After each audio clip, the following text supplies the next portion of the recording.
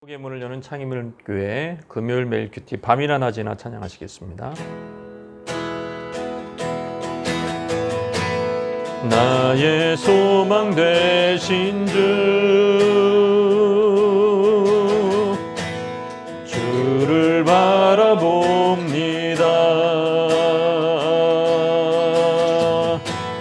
다시 오실 나의 왕 예수 주를 기다립니다. 밤이나 낮이나 어제나 오늘도 영원히 주만 찬양해. 괴롭고 슬플 때 낭망하여 넘어져도 언제나 주만 찬양하겠네.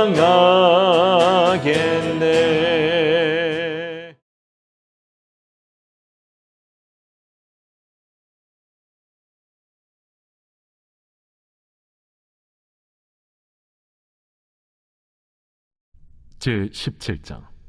예수께서 이 말씀을 하시고 눈을 들어 하늘을 우러러 이르시되, 아버지여, 때가 이르렀사오니 아들을 영화롭게 하사 아들로 아버지를 영화롭게 하게 하옵소서. 아버지께서 아들에게 주신 모든 사람에게 영생을 주게 하시려고 만민을 다스리는 권세를 아들에게 주셨음이로소이다. 영생은 곧 유일하신 참 하나님과 그가 보내신 자 예수 그리스도를 아는 것이니이다. 아버지께서 내게 하라고 주신 일을 내가 이루어 아버지를 이 세상에서 영화롭게 하였사오니, 아버지여, 창세전에 내가 아버지와 함께 가졌던 영화로서 지금도 아버지와 함께 나를 영화롭게 하옵소서. 세상 중에서 내게 주신 사람들에게 내가 아버지의 이름을 나타내었나이다.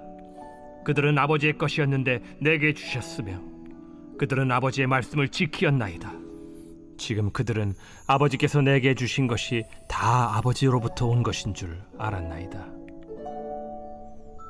나는 아버지께서 내게 주신 말씀들을 그들에게 주었사오며 그들은 이것을 받고 내가 아버지께로부터 나온 줄을 참으로 아오며 아버지께서 나를 보내신 줄도 믿었사옵나이다. 내가 그들을 위하여 비옵나니 내가 비옵는 것은 세상을 위함이 아니요 내게 주신 자들을 위함이니이다. 그들은 아버지의 것이로소이다. 내 것은 다 아버지의 것이요 아버지의 것은 내 것이온데 내가 그들로 말미암아 영광을 받았나이다. 나는 세상에 더 있지 아니하오나 그들은 세상에 있사옵고 나는 아버지께로 가옵나니, 거룩하신 아버지여, 내게 주신 아버지의 이름으로 그들을 보존하사 우리와 같이 그들도 하나가 되게 하옵소서. 내가 그들과 함께 있을 때 내게 주신 아버지의 이름으로 그들을 보존하고 지키었나이다. 그 중에 하나도 멸망하지 않고 다만 멸망의 자식뿐이오니 이는 성경을 응하게 함이니이다. 지금 내가 아버지께로 가오니 내가 세상에서 이 말을 하옵는 것은 그들로 내 기쁨을 그들 안에 충만히 가지게 하려 함이니이다. 내가 아버지의 말씀을 그들에게 주었사오매 세상이 그들을 미워하였사오니 이는 내가 세상에 속하지 아니함 같이 그들도 세상에 속하지 아니함으로 인함이니이다. 내가 비옵는 것은 그들을 세상에서 데려가시기를 위함이 아니요 다만 악에 빠지지 않게 보존하시기를 위함이니이다. 내가 세상에 속하지 아니함 같이 그들도 세상에 속하지 아니하였사옵나이다. 요한복음 이제 17장 오늘 본문 말씀에 이것은 이제 마가의 다락방 잡히시기 몇 시간 전 직전에 이제 마지막 예수님의 기도가 되겠습니다. 하늘 우러서 예수님은 기도를 눈을 들어 기도를 하시는데 이것을 보통 대제사장적인 기도다 그렇게 부릅니다. 예수님은 이 땅에 속죄양으로 오셔서 제물이 되실 뿐만 아니라 스스로 대제사장적인 역할도 하시죠. 대제사장의 역할도 하시죠. 메시아니까. 구약시대 대제사장은 죄인을 속죄하는 제물에 안수하고 그 아버지께 기도로 나갔어요. 계속 그 분향 그 향단 자체가 그걸 이제 들고 갔는데 지성소 안으로 들어갈 때 그거 자체 기도예요. 기도를 상징하는 거잖아요. 기도하면서 가는 거예요. 아버지 앞에. 마찬가지로 예수님이 하늘의 지성소에 들어가기 전에 향단을 가지고 기도하는 거예요. 기도하고 그 향을 가지고 하늘 성소로 지성소로 들어가는 거죠. 그게 이제 구속사역의 완성이라고 볼 수가 있습니다. 그 중요한 부분에 1절에 보시면 그래서 아버지여 때가 이르렀사오니 아들을 영화롭게 하사 아들로 아버지를 영화롭게 하게 하옵소서. 때가 이르렀다. 이거는 시간 순서성의 때가 아니라 구속사 일정을 매듭짓는 카이로스의 작정한 의도가 있는 이 사건의 때를 얘기합니다. 그래서 이제 십자가 이렇게 핍박받고 십자가에 달리시고 죽으시고 부활하시고 승천하신 이런 구속사가 마무리 단계에 지금 놓였다라는 것을 얘기하고 있고요. 자기를 영화롭게 해달라는 것은 어떤 이기적인 기도가 아닙니다. 그것은 그 하나님 아버지께서 처음에 이거를 의도하신 대로 그 구원의 작정이 완전하게 이제 성취하게 해달라는 그런 의미입니다. 부활 승천을 통해서 영화롭게 되어야 어떤 일이 일어나죠? 예수님이 막 영화롭게 돼서 막 그냥 히어로가 된다는 얘기가 아니고 2절에 영생을 주게 되는 거죠. 아버지께서 아들에게 주신 모든 사람에게 영생을 주게 하시려고 만민을 다스리는 권세를 아들에게 주셨습니다. 그러니까 부활, 승천, 승리 이런 것들을 통해서 권세가 주어진 거잖아요. 부활을 통해서. 근데 이게 한 아들을 영화롭게 하시는 건데 이게 궁극적인 목적은 거기서 끝나는 게 아닙니다. 더 갑니다. 바로 모든 사람에게 영생을 주게 하시려고 예수님을 영화롭게 하시고 예수님에게 만민을 다스리는 권세를 주신 것이죠. 영생은 뭡니까? 영생은 그냥 영원히 사는 게 영생이 아니에요. 지옥에서도 영생합니다. 영생은 여기서 정의를 3절에 하고 있지 않습니까? 영생은 곧 유일하신 참 하나님과 그가 보내신 자 예수 그리스도를 아는 것이다. 영생은 아는 것이래요. 예수님을 아는 것이래요. 결국에는 거듭난 자, 물과 성령으로 거듭난 자는 하나님 나라에 들어갈 뿐만 아니라 하나님과 교제를 한다는 얘기죠. 여기서 안다라는 히브리어 용법은 지식을 인식적인 지식만 가르치는 개념이 아닙니다. 부부가 서로 알듯이 하나님과 교제하는 것을 말씀하는 것입니다. 구원의 지식은 객관적인 동시에 개인적이고 친밀한 관계라는 것입니다. 그러니까 체험 신앙이라 그러잖아요. 그럼 만약에 교리만 알고 자기가 지식만 알고 체험이 없어요. 하나님과 교제를 친밀하게 한 적이 없어. 그럼 핍박이 올 때 어떻게 될까요? 배신할 가능성이 너무 많죠. 그래서 지식과 함께 관계적인 친밀함이 따라가야 된다. 이것이 진정한 알미입니다. 그래서 4절에 아버지께서 내게 하라고 주신 일을 내가 이루 아버지를 이 세상에서 영화롭게 하였다. 일의 완수를 통해서 예수님은 아버지를 영화롭게 했다고 말씀하시죠. 십자가상에서 숨이 먹기 직전에 다 이루었다. 테텔레스타이, 다 이루었다. 이게 지금 일의 끝, 하나님의 일의 끝, 그것이 이 세상에서 아버지를 영화롭게 하는 것이라면 우리도 하나님께 받은 사명을 끝까지 완수하는 것, 그것이 하나님을 영화롭게 하는 것임을 알 수가 있습니다. 그러면서 5절에 이런 기도를 하자. 아버지, 창세전에 내가 아버지와 함께 가졌던 영화로서 지금도 아버지와 함께 나를 영화롭게 하옵소서. 창세전에 이 성육신하기 전에 아버지와 친교하면서 얼마나 큰 영화로움, 삼위일체 하나님의 상호 내주를 통해서 얼마나 영광스러웠는지를 말씀하시면서 그런 축복이 이제 제자들에게도 흘러가는 것을 기도하는 기도를 드립니다. 그러면서 이 제자들이 아버지의 말씀을 지켰다고 말씀하시고요. 그래서 7절에 보시면은 7절 8절에 보시면은 나는 아버지께서 내게 주신 말씀들을 그들에게 주었사오니 그들은 이것을 받고 내 아버지께로부터 나온 줄을 참으로 아오며 아버지께서 나를 보내신 줄을 믿었사옵나이다.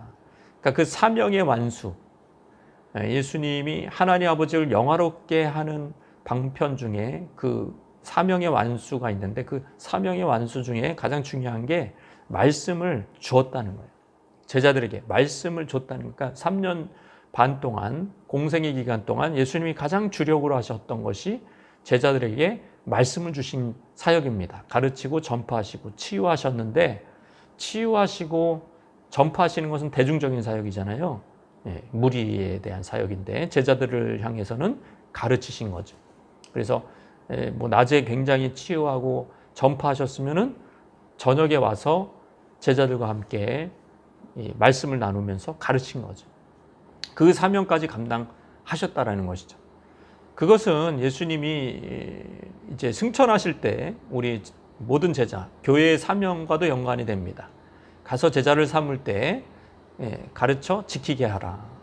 그 말씀 그대로 예수님이 제자들에게 하신 것입니다. 그러면서 이제 제자들을 위해서 기도를 9절에 하시는데 내가 그들을 위하여 비옵나니 내가 비옵는 것은 세상을 위함이 아니요 내게 주신 자들을 위함이니이다. 그들은 아버지의 것이로소이다. 제자들을 먼저 기도해요. 세상을 위해서 먼저 기도하는 것이 아닙니다. 순서가 중요해요. 제자들이 세워져야 돼요. 중보기도의 제1순위, 제1순위, 프라이어리티 넘버 원이 뭡니까? 제자들을 위한 기도고 그 제자들이 죄에 빠지지 않도록 세상에서 보존되는 그 기도를 하는 거죠. 왜 제자들을 먼저 기도하는 게 중요합니까? 제자들이 변화되고 제자들이 보호되고 죄에 빠지지 않고 건실하게 서야 제자들이 사람 낚는 어부가 되어서 세상을 구원할 수 있기 때문에 그런 거죠. 그러니까 제자가 먼저인 거예요. 제자만 서면, 교회만 서면 세상은 구원받게 돼 있어요. 성령의 능력으로 충만한 진리와 성령으로 무장한 제자들이 사람 낚는 어부로 활동할 것이기 때문에 그래서 10절에 내 것은 아버지의 것, 아버지의 것은 내 것인 내가 그들로 말미암아 영광을 받았다. 뭐 제자들이 지금 별로 한 일이 없지만 이제 꽃이 피기 전이지만 이제 곧 피어날 영적 가능성을 예수님이 내다보시고 영광을 얻었다라고 말씀하시고 그것이 가능한 이유는 성령께서 이제 곧 오십니다. 제자들이 지금은 이해력도 둔하고 서로 누가 크냐 뭐 이러면서 싸우기도 하지만 달라질 것이라는 거예요. 성령이 오심. 구체적인 중보기도는 첫째는 제자들을 보존해 달라. 내가 갑니다. 세상을 떠나 아버지께로 가는데 제자들은 세상에 여전히 있습니다. 그러니까 11절에 거룩하신 아버지여 내게 주신 아버지의 이름으로 그들을 보존하사 보호해 달라는 거예요. 첫째는 보존해 달라는 겁니다. 죽지 않게 해달라는 거예요. 그냥 망하지 않게 해달라는 거예요. 그거와 더불어서 그들도 우리와 같이 하나가 되게 해달라고 연합하게 해달라는 겁니다. 제자들이 깨어질 위험이 항상 있는 거죠. 인간의 그 교만이 항상 그 깨어질 위험을 언제나 찾습니다. 근데 이 제사장적 기도 때문이라도 이 굉장히 이제 그 초대교회 역사에서 굉장히 중요한 그런 이제 최초의 공의회에서 이방인들과 유대인들의 하나됨 것이 베드로의 증언과 야고보 사도의 어떤 결정으로 교회가 하나 되지 않습니까? 이런 게 이제 예수님의 기도의 능력이다, 영향력이다 그렇게 볼 수가 있어요. 그런데 벌써 하나 되지 못하게 하는 한 인물이 있어요. 그게 뭐냐면 가룟 유다입니다. 그래서 12절에 내가 그들과 함께 있을 때 내게 주신 아버지 이름으로 그들을 보존하여 지켰다. 근데 한 명, 그 중에 하나도 멸망하지 않지만 다만 멸망의 자식뿐이다. 그 한 명은요, 멸망의 자식이래요. 이것은 그 사람의 운명을 얘기하는 것이 아니라 인격을 얘기하는 것입니다. 인격이 멸망을 받을 만한 그릇이었기 때문에 그는 성경에 응하여 그렇게 망할 인생으로 됐다. 그 사람은 그래서 예외다. 그 얘기를 하시고 13절, 14절에도 이 말을 내가 하는 것은 내 기쁨을 그들 안에 충만하게 가지게 하려 함이라.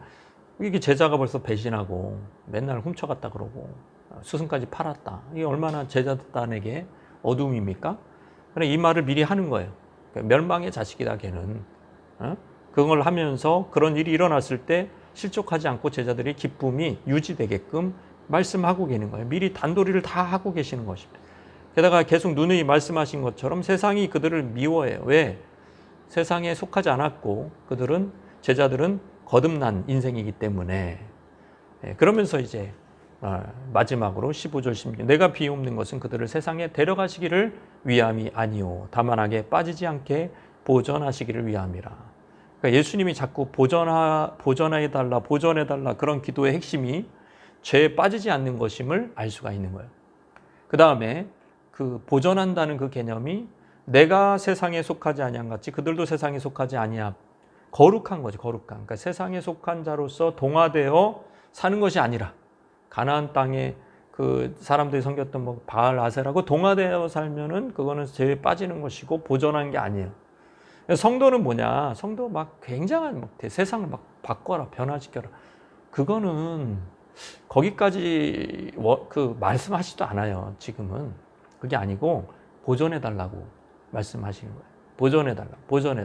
그 얘기는 세상에서 거룩을 지키라는 거죠. 그러니까 세상과 동화되지 말고 예수님이 세상에서 고결한 세상에 살았지만 세상과 함께 살았고 뭐 세리와 창녀에게도 교제권을 허락했지만 그럼에도 불구하고 예수님은 거룩하셨잖아요. 그러니까 그게 중요하다는 거예요. 보존하게 해달라. 이 기도를 하셨고 제자들이 실제 그런 삶을 살았습니다. 우리가 어떤 식으로 기도를 해야 되는지 우리도 왕 같은 제사장이잖아요. 그러니까 어떤 기도 제목을 가지고 기도해야 되는지 요 답이 모범 답안이 여기 있습니다. 이 말씀 생각하면서 주님 앞에 나가시겠습니다.